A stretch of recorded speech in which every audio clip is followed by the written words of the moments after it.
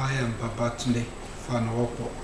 President Bola Tinubu is planning to meet with the service chiefs to discuss the rising killings in Plateau, Benue, and other parts of the country on his return to Abuja from his 2-week working visit to Paris, the French capital. Tinubu returned to Abuja last night after spending 18 days on a working visit and retreat in Paris and London. Since April 2, when he traveled, more than 120 locusts have been killed by armed assailants, several homes have been burnt, and 3,000 persons displaced despite the deployment of security forces. In Benue, at least 56 people were killed in Logo and Bagir after twin assaults blamed on armed herders. Multiple sources said the president was concerned by the security situation and would immediately meet with the service chiefs and the National Security Advisor Nuri Badu over the development. A top functionary privy to the development confirmed that the security meeting would review the rise in violence and the measures to contain it.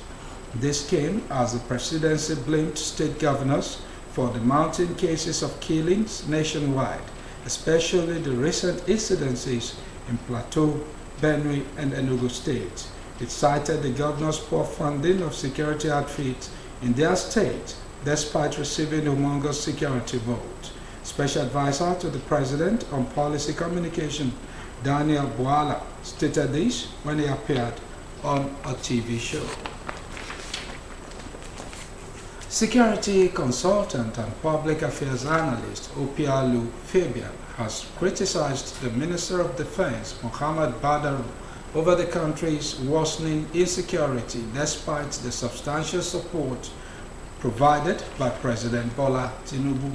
Speaking during a TV program, Fabian commended Tinubu's effort and political will, particularly in allocating the highest budgetary provision for security in Nigeria's history. However, he expressed disappointment in the performance of the president's security appointees, stating that they have not lived up to expectations. According to him, the appointees have not quite done well, while noting that the president gave the security agents marching orders to end insecurity, but he said it doesn't work like that, while noting that insecurity develops in stages. It has grown to this level due to the negligence of past leaders. Fabian particularly criticized Badaru, stating that the recent call for self-help by former Minister of Defense Theophilus Danjuma signaled a loss of public confidence in the current leadership. He further accused the minister of failing to develop effective intelligence gathering systems, a critical component of national security. Fabian therefore urged Badaru to step down, citing his inability to deliver results. He attributed much of the nation's insecurity to leadership failures and called for a complete overhaul of the country's security framework. The Nigerian National Petroleum Company Limited generated 336.37 billion naira from crude oil sales in the first quarter of 2025, with Dangote Petroleum Refinery accounting for over 32% of the transactions, according to filings. The details were contained in internal document from the NNPCL submitted at the Federation Account Allocation Committee meetings. The documents showed that crude supplies to Dangote Refinery amounted to 107.44 billion naira within the 3-month period. The crude was sold at unit prices ranging from $74.87 US to $80.34 US per barrel, using exchange rates between 1,501.22 kobo per dollar and 1,562 naira 91 kobo to a dollar. It was further learned that the transactions were executed using exchange rates recommended by the African Export-Import Bank. One of the documents indicated that the Dangote domestic lifting is payable in naira based on Afrexim Bank advised exchange rate. The sales formed part of the Naira for crude deal introduced by the federal government to ensure domestic crude supply to the 650,000 barrel per day Lagos-based refinery. As part of moves to reduce the strain on the US dollar and guarantee the price stability of petroleum products, the FEC in July 2024 directed the National Oil Company to sell crude oil to Dangote Refinery in Naira rather than in the US dollar for an initial phase of 6 months. In the meantime, the petroleum product marketers have lamented their losses as the Nigerian National Petroleum Company Limited reduced the price of premium motor spirit petrol to 880 naira per litre in Lagos and 935 naira per litre in Abuja.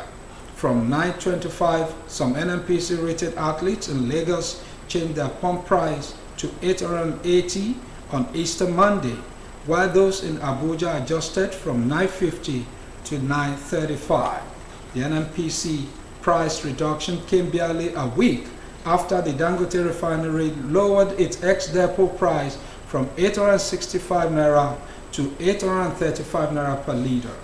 The $20 billion refinery also directed its partners like MRS, Hayden, and Adover to sell a litre of petrol at the rate of 890 instead of 920 in Lagos, 900 naira in the southwest, 910 in the south-south, and 920 in the northeast. The new NNPC price in Lagos is 10 naira lower than that of the Dangote refinery, signaling another price war between the two companies. Some NNPC filling stations are still selling at the old rate, but marketers said these stations were given the liberty to exhaust old stock before adjusting to the new prices. In an interview, the National Vice President of the Independent Marketers Association of Nigeria, Hamed Fashola, confirmed the price reduction, stressing that filling station operators were losing money. The United Kingdom Home Office received 22,619 asylum applications from Nigerian nationals from 2010 to 2024, according to findings. This is as Nigerians accounted for 1 in 30 UK asylum claims over the period, ranking 11th on the Home Office's newly released year-end asylum and resettlement statistics.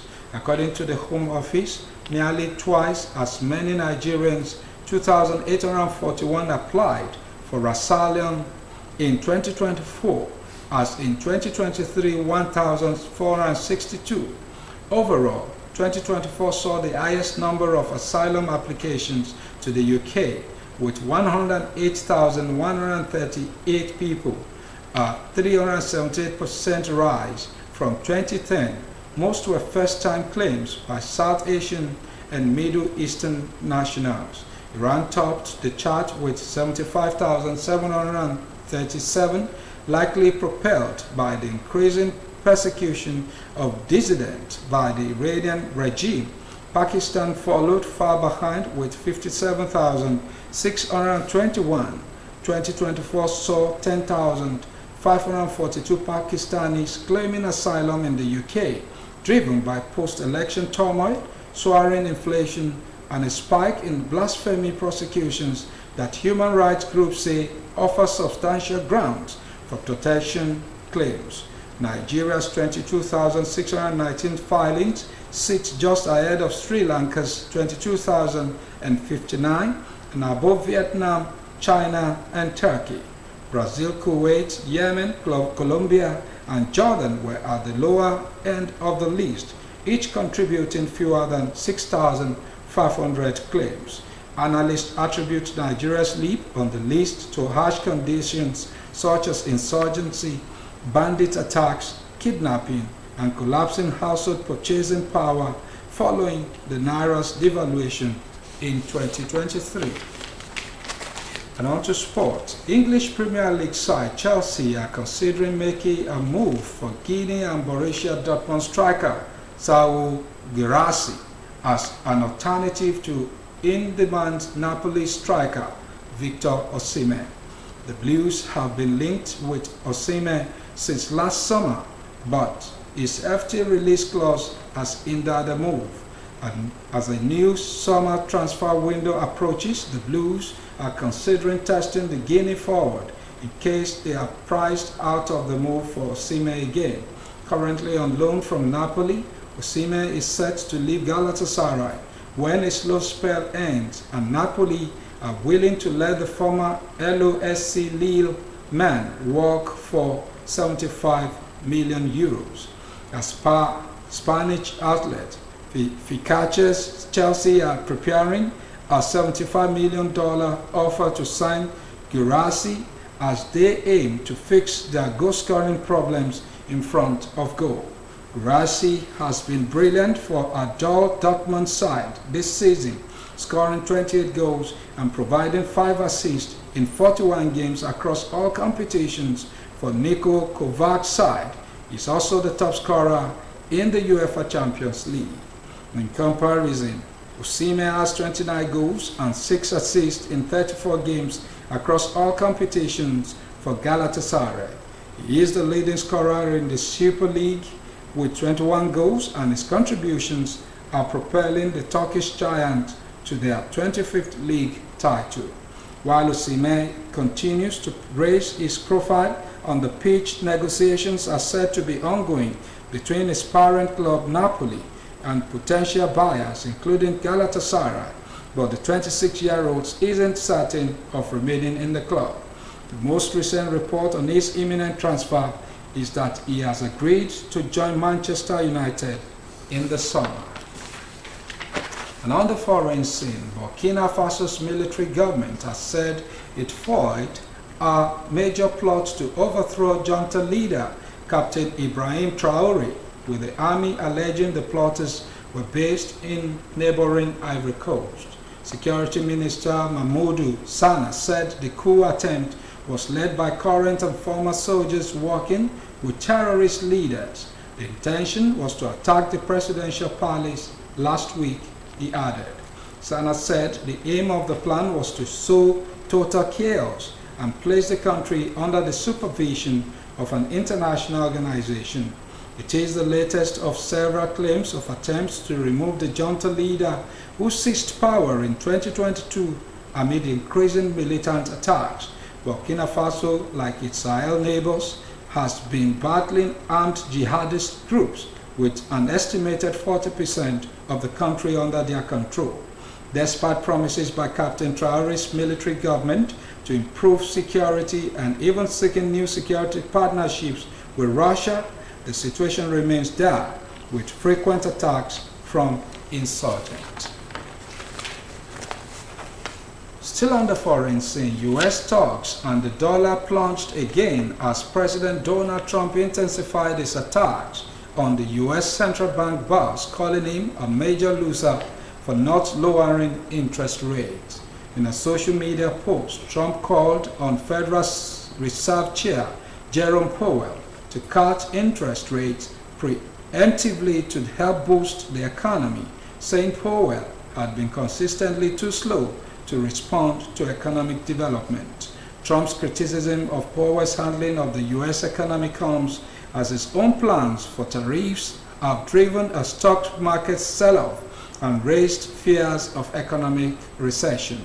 The president's intensifying clash with Powell, whom he named to lead the Fed during his first term, has added to the market turmoil. The S&P 500, which tracks 500 of the biggest U.S. companies, fell roughly 2.4% yesterday.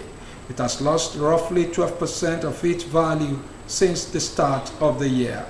The Dow Jones Industrial Average dropped 2.4% and has dropped about 10% so far this year, while the Nasdaq fell more than 2.5% and is down roughly 18% since January. However, trading on most major stock indexes in the Asia-Pacific region was subdued. Japan's Nikkei 225 closed around 0.1% lower, and the Our ASX 200 in Sydney closed around 0.3% lower. Hong Kong's Hang Seng closed about 0.3% higher. In European early trading, the UK's FTSE 100 stock exchange was marginally lower by about 0.05%, while Germany's DAX was down around 0.5% and France's CAC was down 0.6%. Though the US dollar and US government bonds are typically considered safe assets in times of market turmoil, they have not escaped the recent turbulence. And with that, we've come to the end of the media news on OSBC TV. Join us at 3 for the state news. Good afternoon.